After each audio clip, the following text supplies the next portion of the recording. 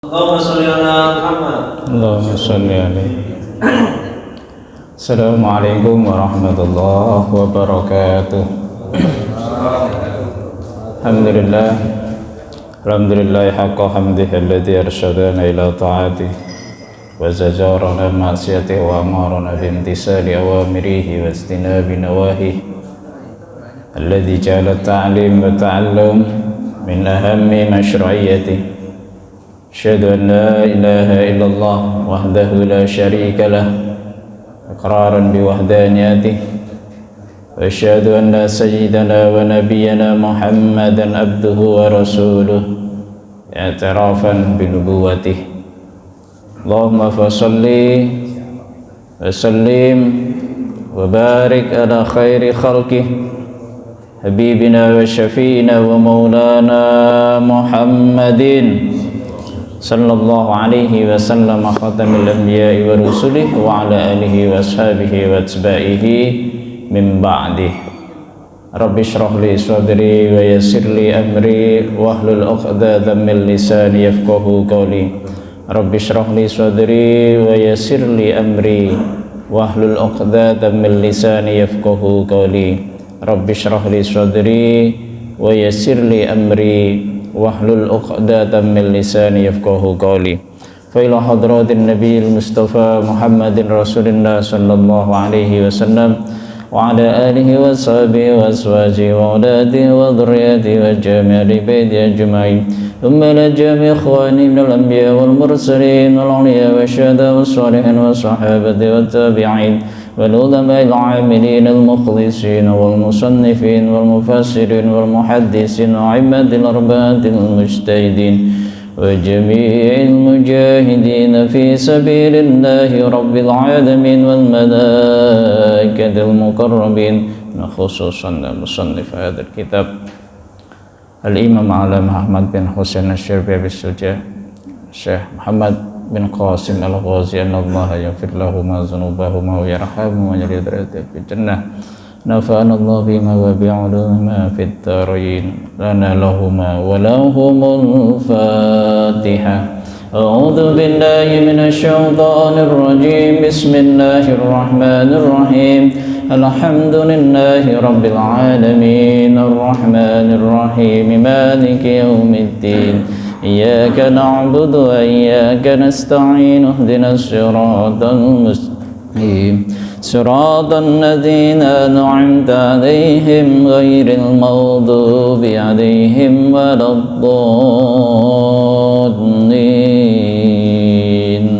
آمين. Hadirin muhtaramin yang saya muliakan, saya takdimi para alim, para ulama, para hujat, para asatidz di lingkungan Masjid Al-Bayyinah, wabil khusus tentunya sama-sama kita hormati takdimi DKM Masjid Al-Bayyinah Ustadz Ali Akbar beserta seluruh jajaran pengurusnya, para asatidz, para huzat yang saya hormati, ada Ustadz Untung, Ustadz Derbi, Ustadz Doni, dan para asatidz yang lain yang tidak bisa saya sebutkan namanya satu persatu tanpa mengurangi rasa ta'zim mahabbah saya pada Bapak sekalian. Bapak sekalian dan Ibu semua jamaah kuliah subuh Masjid Al-Bayyinah yang dimuliakan oleh Allah. Alhamdulillah pagi hari ini kita ketemu lagi melanjutkan yang kemarin. Kita kali ini memasuki puasa zakat ya. Tema kita zakat, khususnya tentang zakat yang terkait dengan hewan ternak. Mohon maaf jangan sampai hilang ini ya, karena mungkin nggak terkejar waktunya, dan ini juga pembahasannya jelimet. Kalau udah zakat itu agak repot, ada hitung-hitungan macem-macem. Jadi nanti kalau bisa jangan hilang. Kalaupun hilang nanti pertemuan minggu depan difotokopi lagi kita. Ini kurang nih fotokopinya, jamaahnya banyak. Saya juga belum dapat, baru nih punya Pak Deni, saya ambil Pak Doni. Jadi nanti tema kita zakat. Ini di dalam bahasa kitab ini sangat simpel. Kita mencoba membahasakannya agak lebih detail dikit karena memang dalam kitabnya Fathul Qorib itu simpel sekali. Jadi nanti ada rincian-rinciannya, nanti kita baca bareng-bareng. Nanti kalau ada yang angka-angka ini mohon diperhatikan, dikoreksi juga kalau ada yang nggak benar. Terutama nih Ustadz Untung nih, guru fikih nih, beliau nih paham nih. tentang zakat ini agak repot memang. Baik, seperti biasa sebelum kajian kita mulai, yuk sama-sama kita buka kajian kita dengan Fatihah sekali lagi. Mudah-mudahan kita semua yang hadir Allah kasih sehat afiah, umur yang panjang, barokah, rezeki yang banyak berlimpah, putra-putri yang solih solihah. Kapan kita berpulang kepada Allah diberikan kita kematian yang husnul khatimah. Ala hadin niyah wa ala kulli niyatin sholihah wa ila hadratin nabiyil mustafa Muhammadin Rasulillah sallallahu alaihi wasallam. Al-Fatihah. A'udzu billahi minasy syaithanir rajim. Bismillahirrahmanirrahim. Alhamdulillahi rabbil alamin arrahmanir rahim maliki yaumiddin iyyaka na'budu wa iyyaka nasta'in ihdinas siratal mustaqim siratal ladzina an'amta 'alaihim ghairil maghdubi 'alaihim waladdallin. Amin. Hari ini kita bicara hewan ternak. Nah, kalau dalam fikih-fikih klasik, hewan ternak itu hanya terbatas 3 nanti di sini. Hanya unta, sapi, sama kambing. Ini juga kalau di kota udah gak susah ya. Di tanah baru sudah susah ya Pak. Apalagi yang unta kita nggak ada. Ternak ayam, makanya itu nanti ternak yang diternakan yang ayam itu yang bisa menghasilkan, yang dikomersilkan itu. Kalau ternak ayam di rumah sehari-hari ya nggak kena zakat. Kalau yang diternakkan misalkan kayak ayam, itik yang diambil telurnya itu broiler itu kan itu kena nanti. Terkait dengan ini zakat hewan ternak ini sedikit kita flashback sedikit tentang ayat yang turun terkait dengan ini. Itu terkait dengan kisah ya. Terkait dengan kisah salah seorang sahabat Nabi yang kita juga udah sering berkali-kali sebutkan dalam berbagai forum, bahwa karena zakat itu kewajiban pertama seperti yang kita sampaikan kemarin di pertemuan sebelumnya, kewajiban pertama yang diingkari oleh kaum muslimin setelah wafatnya Rasulullah SAW adalah zakat. Banyak perangan yang terjadi karena riddah karena mereka menolak untuk membayarkan zakat. Jangankan pada masa setelah Nabi wafat, pada masa Nabi sendiri zakat ini pernah ditolak. Bahkan ketika ayat ini turun ditolak, ada sahabat yang menolak tentang kewajiban zakat ini yang kita sebutkan waktu itu beberapa waktu yang lalu, yaitu Sa'labah. Ini kisah terkait dengan Sa'labah zakat ini. Jadi dulu kan ada seorang sahabat Nabi yang waktu itu ya Sa'labah sebelum jadi konglomerat pada masanya itu orang yang miskin, rajin banget kalau sholat jamaah. Waktu masih miskin orang kadang begitu. Jadi kata Rasulullah kan inna likulli ummati fitnatan wa fitnatu ummati al-mal, kata Rasulullah. Sesungguhnya setiap umat itu ada fitnahnya, ada ujiannya masing-masing. Setiap umat itu ada ujiannya masing-masing, ada fitnahnya masing-masing. Wa fitnatu ummati al-mal. Ini kata Nabi udah jauh-jauh hari. Ujian terberat bagi umatku itu apa? Harta benda, harta kekayaan. Nah, ini ujian terberat bagi umat Islam itu. Ya kayak mohon maaf sekarang gitu kan, kayak yang baru anget kemarin perang gitu. Israel sama Iran gara-gara membela Palestina ya, kata-kata taruhlah begitulah bahasanya, membela Palestina. Terkait dengan Palestina kan begitu kan, negara-negara Arab sendiri mengamankan kepentingannya masing-masing. Yang itu terkait dengan uang nggak Tat? Minyak. Iya kan? Terkait dengan minyak. Nah seperti itulah fitnatu ummati al-mal. Ini dicontohkan, ini kisahnya dicontohkan langsung ketika ini Sa'labah dulu. Ketika masih miskin rajin banget. Di belakang imam dulu, di belakang Nabi kalau jamaah. Miskin, rajin banget. Nah ketika waktu itu ketika Nabi Abi Salam datang, ya Rasul doainlah saya. Kenapa Sa'labah? Saya itu tahu sendirilah Nabi, saya miskin banget. Ini saya kalau sholat aja habis sholat langsung pulang, baju saya ditungguin istri saya nih ya Rasul.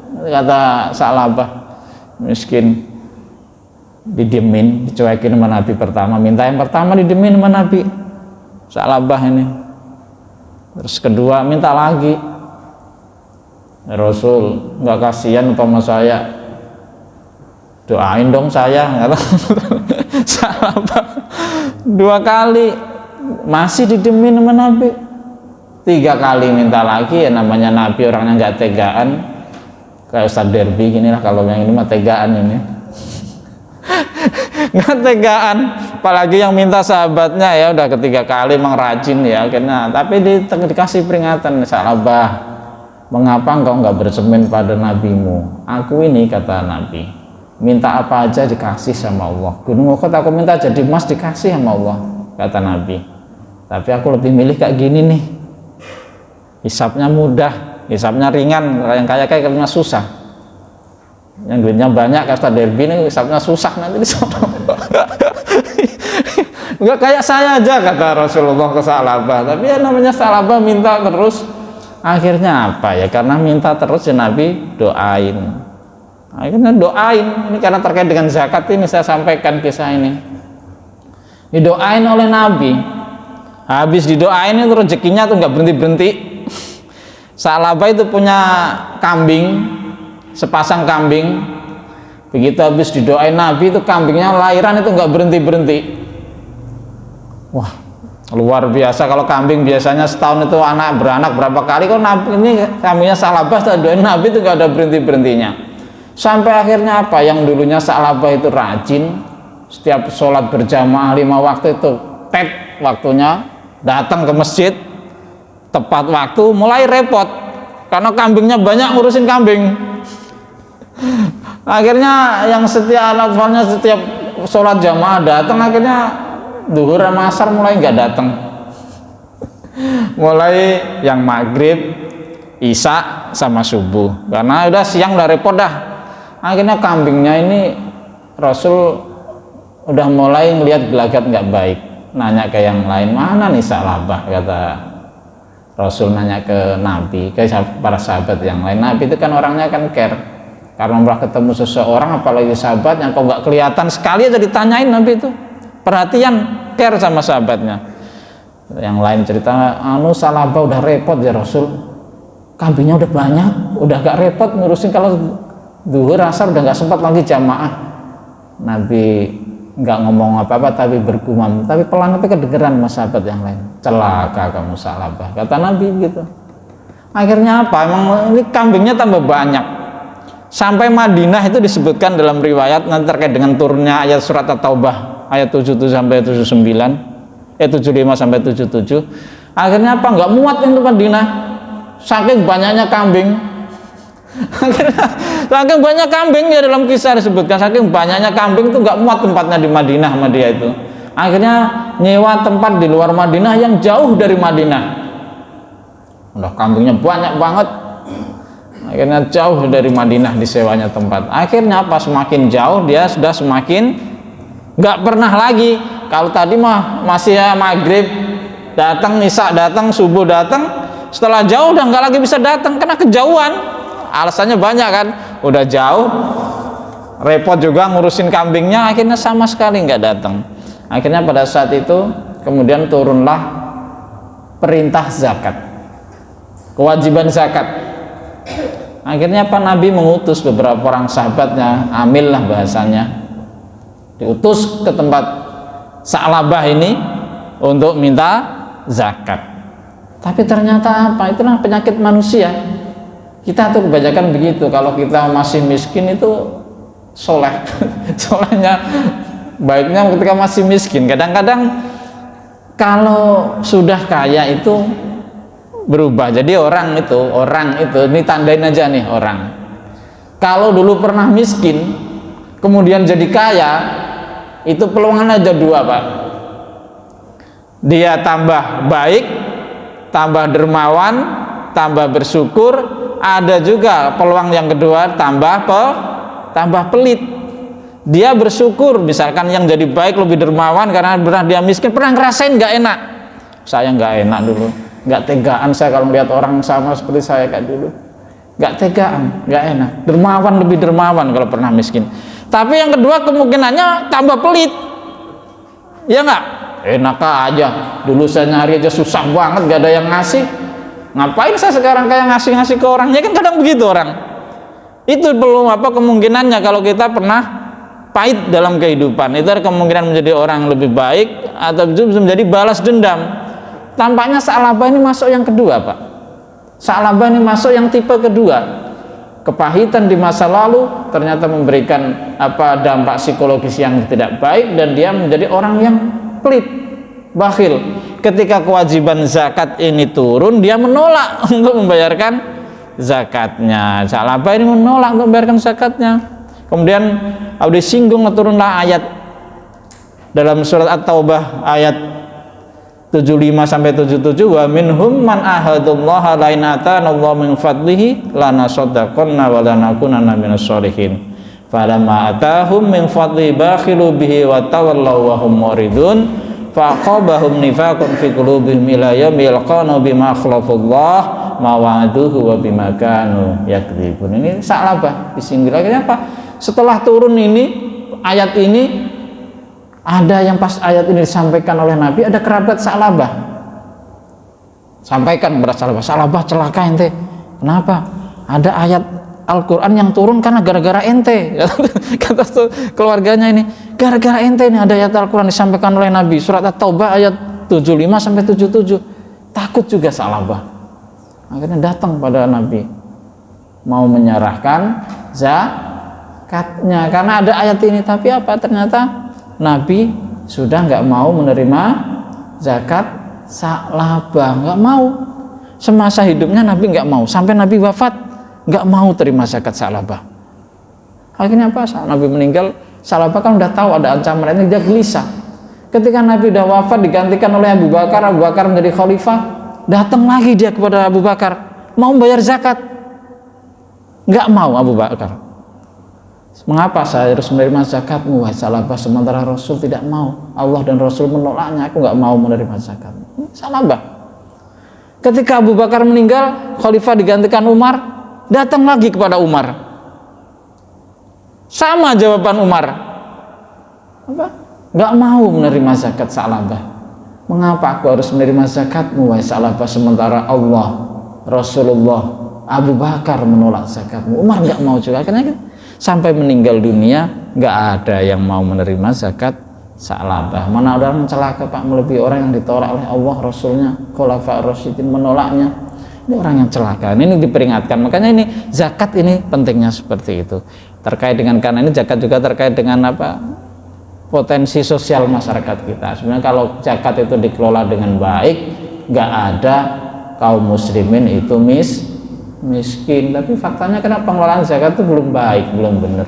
Malah kemarin aja dana zakat di korupsi gede-gedean itu Basnas itu kan, itulah ya, kita itu masih seperti itu. Jadi kita sekarang masuk kepada terkait, karena tadi cerita sedikit karena terkait dengan hewan ternak. Jadi ternak kambing itu ada zakatnya. Kalau kambing mah nggak terlalu ini ya zakatnya, makanya Sa'labah ini ya keterlaluan juga. Kalau kambing kan nisabnya mulai dari 40 sampai 120 aja baru satu ekor kambing. 120 ngeluarin satu berat banget.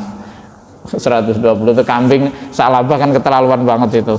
Ya kan, kambing segitu banyak ngeluarin zakatnya nggak gede juga, dia nggak mau ngeluarin. Jadi bismillahirrahmanirrahim, kita baca kitabnya tentang zakat hewan ternak.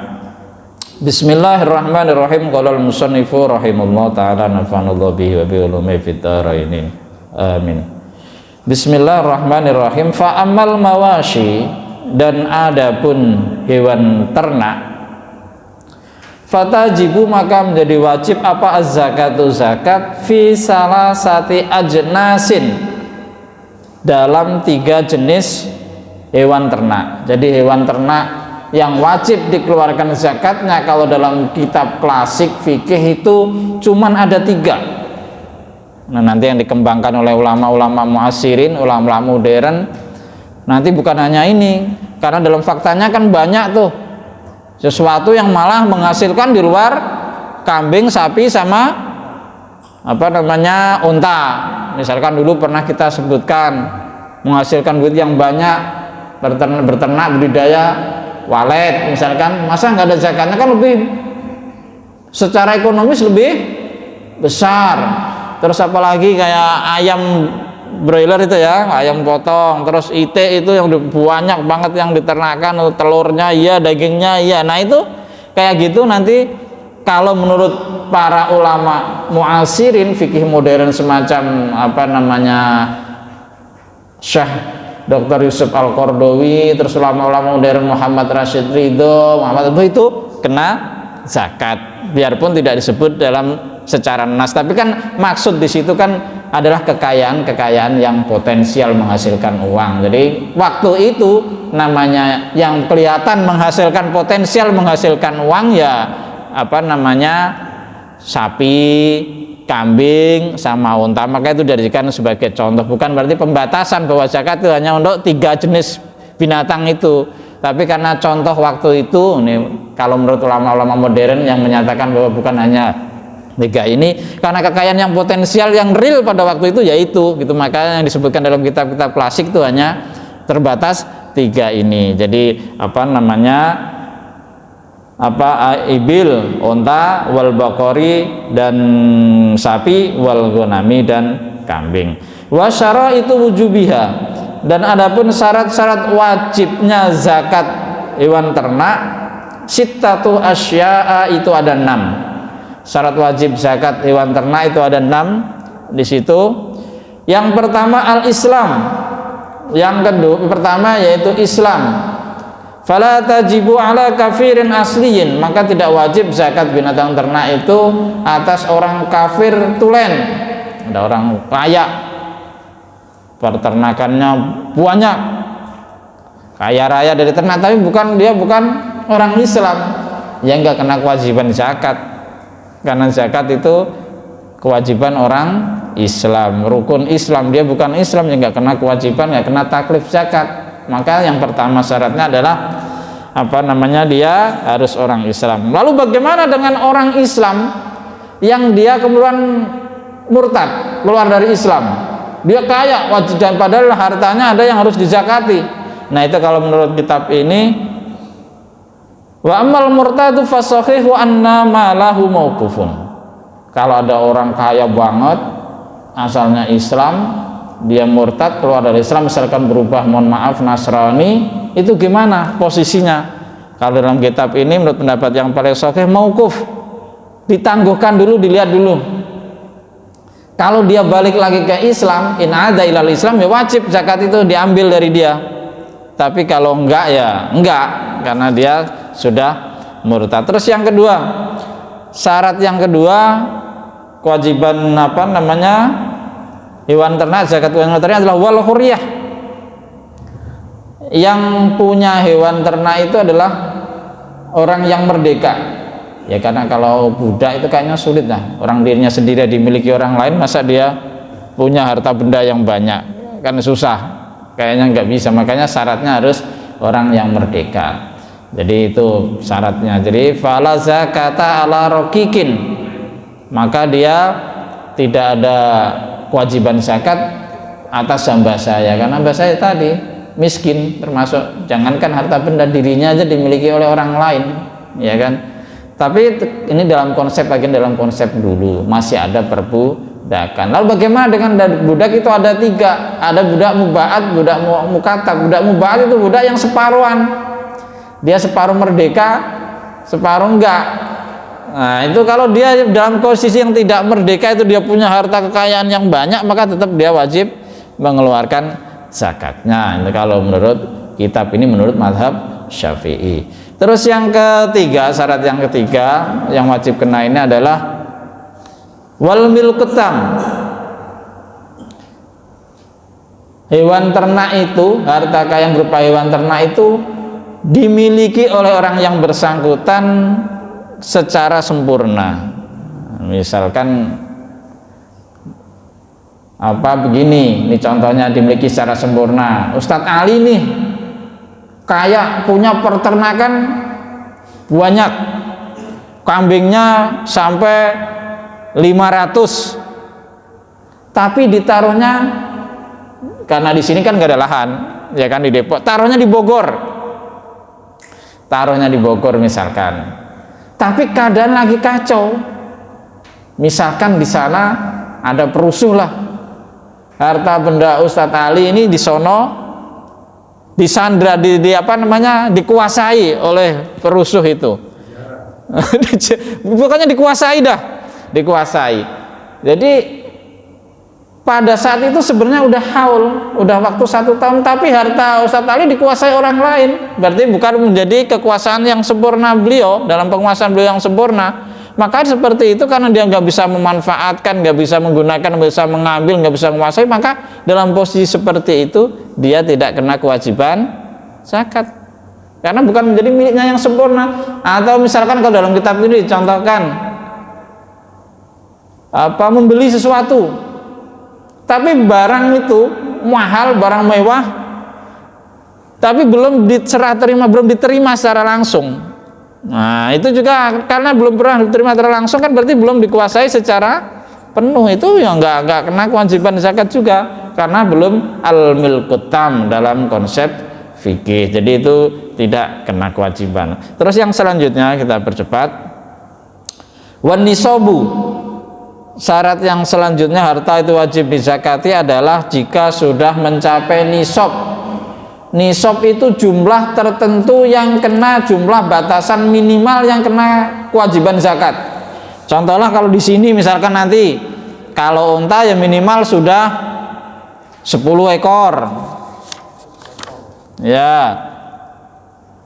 Kalau sapi ya udah minimal 30 ekor. Kalau kambing ya sudah minimal 40 ekor. Itu batas minimal yang disebut nisab. Jadi kok misalkan ini Ustadz Ali Akbar punya unta baru 4, wajib zakat enggak? Enggak, karena belum mencapai jumlah minimal wajib dizakati. Atau Ustadz Ali Akbar nih punya kambing, tipis banget bedanya, batasnya kan 40, Ustadz punya 39 atau 38, miring dikit dong. Nah itu belum wajib zakat, karena batas minimalnya 40. Sapi juga begitu. Sapi minimalnya nisabnya berapa? 30. Punya baru 29 atau 28, belum wajib zakat. Tapi kalau mau ngasih nggak apa-apa, orang baik. Baru 10 bulan dijual semua. Itu mah triknya. Ya, triknya itu. Triknya Ustadz Ali begitu. Udah mendekati waktu zakat, mau setahun dijual, ya nggak apa-apa sih sebenarnya. Tapi itu nggak bagus. Siapa tahu. Kebutuhan, ya kebutuhan. Misal kebutuhan mendesak, mau ngawinin atau ngaji, asalnya udah mau genep 40. Kebutuhan mendesak nih, saya jual 3 ya nggak kewajiban zakat. Jadi karena waktunya nanti nisab pertama, terus kedua haul. Haul itu udah masuk 1 tahun penuh kepemilikannya. Jadi kalau belum 1 tahun ya nggak kena zakat, kecuali nanti yang lain ya. Ini kalau untuk an'am ini ada masa 1 tahun al-haul. Tapi kalau untuk yang nanti pertanian ya enggak. Kalau pertanian ya begitu panen ngeluarin zakatnya gitu. Itu kalau ya hewan ternak dulu. Ini satu-satu, nanti juga ini kita satu-satu ya, fokus satu-satu biar nanti soalnya ini ribet.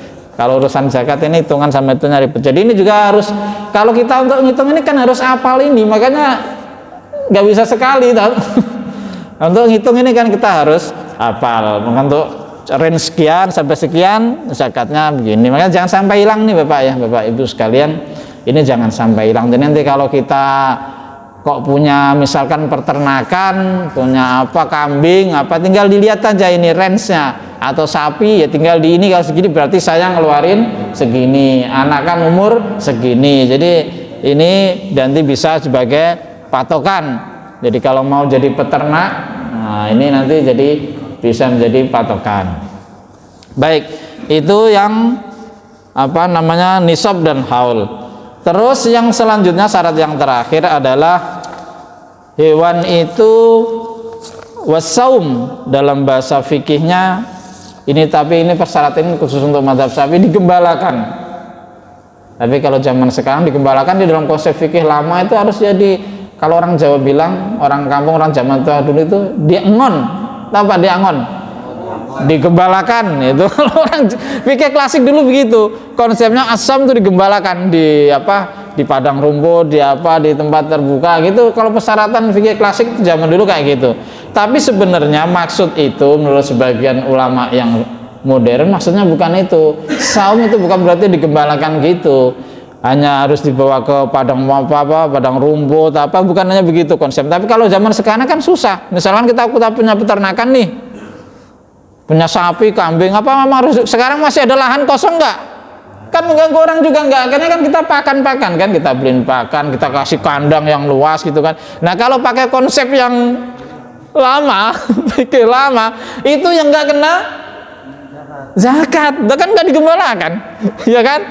Nggak tapi rumputnya kita cariin, kita ini kan di kandang yang luas, kita kasih makan. Kalau konsep sekarang kan begitu. Kalau menurut konsep fikih yang lama harus digembalakan, nggak kena ini. Makanya itulah kalau maksud digembalakan ini, kalau menurut para ulama yang modern ya bukan harus diengon di padang rumput yang ini tuh enggak, tapi maksudnya adalah masih gembalakan itu sengaja diurus untuk dikembang biakan agar bisa diambil manfaatnya, misalnya susunya diperah atau dagingnya bisa dijual sebagai binatang potong dan sejenisnya atau diperdagangkan. Nah itu maksud digembalakan menurut konsep fikih yang modern. Karena kalau digembalakannya harus diingon di padang rumput, di tempat terbuka ya apalagi zaman sekarang.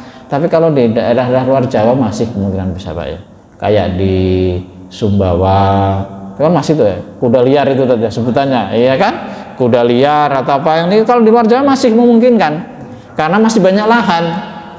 Nah, tapi kalau misalkan kita peternakan yang di daerah Jabodetabek ini ya udah susah kayaknya. Kalau bahasanya menggunakan bahasa digembalakan harus di tempat terbuka. Jadi makanya ada yang menafsirkan bahwa digembalakan di sini memaknai dengan sengaja diurus untuk dikembangbiakan agar bisa diambil manfaatnya. Jadi konsepnya itu. Jadi itu tentang saran. Sekarang kita masuk kepada udah waktunya udah habis saja ya.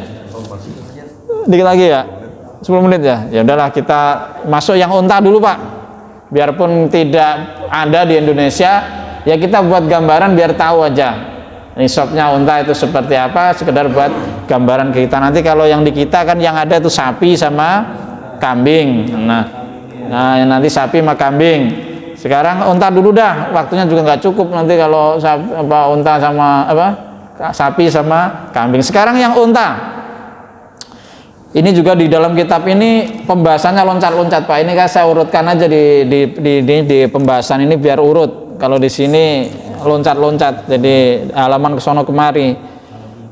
Wa awalun nisab bismillahirrahmanirrahim. Wa awalun nisabil ibil, adapun awal nisabnya unta khomsun itu ada 5 unta. Jadi di sini dilihat yang unta. Jadi lihat nisabnya unta itu berapa yang wajib kena zakat. Dimulai dari 5. Wa awwalun nisabil khamsun wa fiha syatun. Kalau kita punya 5 ekor unta itu wajib kena zakat. Tapi kalau menurut mazhab Syafi'i, konsep mazhab Syafi'i ini yang tidak dipekerjakan, memang sengaja dipiara untuk diberdayakan, dibudidayakan untuk diperdagangkan atau diambil manfaatnya, misalkan apa gitu, untuk apa, tapi terutama dagingnya atau apanya diperdagangkan. Tapi kalau dipekerjakan, misalkan kalau nanti kayak sapi, seandainya sapi atau kerbau dimanfaatkan untuk membajak sawah, memang kerjanya dipiara untuk itu. Biarpun Ustadz punya 5 tapi dipiara untuk sawahnya luas, misalkan punya sapi 5 untuk membajak sawah mulu, 5-5-nya unta 5 untuk membajak, itu enggak kena zakat kalau mazhab Syafi'i. Tapi kalau mazhab Maliknya mau untuk itu, mau enggak, kalau udah 5 ya udah zakatin gitu. Nah itu kalau untuk 5 itu zakatnya 1 ekor, bukan kambing. Itu di samping dilihat zakatnya 1 ekor domba. Kalau domba umur 1 tahun masuk tahun kedua, kalau kambing umur 2 tahun masuk tahun ke-3. Jadi dilihat di sampingnya. Jadi kalau punya unta 5, zakatnya bukan kalau 5 zakatnya langsung 1 unta. Oh, mahal banget kalau gitu. Memberatkan 1 kambing. Jadi kalau unta punya 5 unta, zakatnya 1 kambing. Kalau domba minimal umur 1 tahun, karena kalau domba 1 tahun udah kelihatan gede ya domba ya tadi ya. Kalau kambing biasa atau kambing Jawa, kalau di sini bahasa kitabnya makzi, kambing kacang, kalau orang zaman dulu nyebutnya kambing biasa lah, itu umur 2 tahun masuk tahun ke 3. Tapi kalau domba umurnya harus udah yang dijadikan zakat minimal 1 tahun masuk tahun ke 2. Jangan zakatnya baru domba baru lahir buat zakat, nggak boleh. Harus sudah umur masih piye buat zakat baru lahir buat bayar zakat, nggak boleh. Jadi kalau untanya 5 itu, terus range-nya 10 sampai 14 itu 2 ekor kambing. Kalau pakai domba ya tadi umurnya minimal 1 tahun masuk tahun kedua sama kayak atasnya. Kalau kambing biasa ya tadi umur 2 sama masuk tahun ke 3. Jadi kalau untanya 10 berarti semakin banyak pula zakatnya yang dikeluarkan. Itu sampai nanti 24 zakatnya masih berupa kambing. Ya, sampai 24 ekor. Hitungannya kalau 10 sampai 5 sampai 9 1 ekor, kalau 10 sampai 14 2 ekor, 15 sampai 19 3 ekor, 20 sampai 24 4 ekor kambing. Nah, baru hitungan 25 sampai 35 baru zakatnya unta. Nah, unta 1 namanya unta bintu makhdin, unta betina umur 1 tahun masuk tahun ke 2. Nggak boleh unta baru lahir buat zakat, udah 1 tahun. Itu kalau untanya 25 sampai 35 ekor. Jadi ini yang si ribet ini dan terkait dengan penyebutan betina. Nah, ini nama-namanya ini yang bintu makhd umur 1 sampai 2. Yang bintu ya kalau dalam kitab klasik disebut bintu. Jadi, ya nggak boleh. Ya kalau mau dikasih nggak apa-apa sih, lebih mahal kan. Tapi ini kalau menurut aturan ini yang betina dalam kitab klasik. Apa biar kalau betina itu ada kemungkinan dikembangbiakan juga nanti zakatnya, harta zakat itu bisa dikelola dengan baik, bisa berkembang menjadi banyak nanti hartanya berkembang, harta zakatnya. Mengapa ini yang bagus dikasih betina? Nah, karena apa nanti bisa potensi harta zakat itu berkembang untuk kesejahteraan umat. Kalau dikasih laki-laki ntar gak berkembang, habis saja. Makanya inilah indahnya syariat itu, dikasih yang betina biar bisa dikembangbiakan. Yang kan dalam konsep ini betina semua. Yang bagus kalau unta apa nggak tahu, ada yang paham unta nggak, Tat? Emang yang mahal kalau unta itu yang jantan apa betina sih? Jantan ya? Jantan. Kalau dibakar karena mahal, Tat. Oh ya. Ya makanya, tapi di sini yang dianjurkan betina. Jadi bahasanya bintu makhd, bintu labun. Jadi ini untuk patok-patokannya ya udah jam 6 ya. Udah patok-patokannya ini nanti yang sapi sama kambing apa namanya kita bahas di pertemuan berikutnya. Jadi nanti untuk yang unta dilihat range-nya seperti itu. Kalau untuk 121 ke atas itu tinggal kelipatan-kelipatannya aja itunya. Kalau misalkan 120 ya dibagi 40 itu berapa. Kalau 150 ekor berarti per 50 ngeluarin zakatnya unta hiko. Kalau 120 berarti 40 berarti ngeluarin 3 ekor unta. Jadi nanti range-nya begitu. Jadi berikutnya seperti itu. Jadi sampai sini ya barangkali tentang unta. Intinya zakat ini apa kita kasih biar ngerti aja, sekedar ngerti perhitungan bahwa yang terpenting maksudnya adalah bahwa ketika kita kewajiban zakat itu turun kita tidak merasa berat apalagi menolak seperti yang tadi kita contohkan di awal-awal sejarah Islam tentang perang Riddah ataupun tentang tadi kisah tentang Sa'labah. Jadi intinya zakat itu tidak dalam konsep tidak memberatkan. Bayangkan aja cuma dari 5 ekor unta hanya ngeluarin 1 kambing, kan gak berat nih.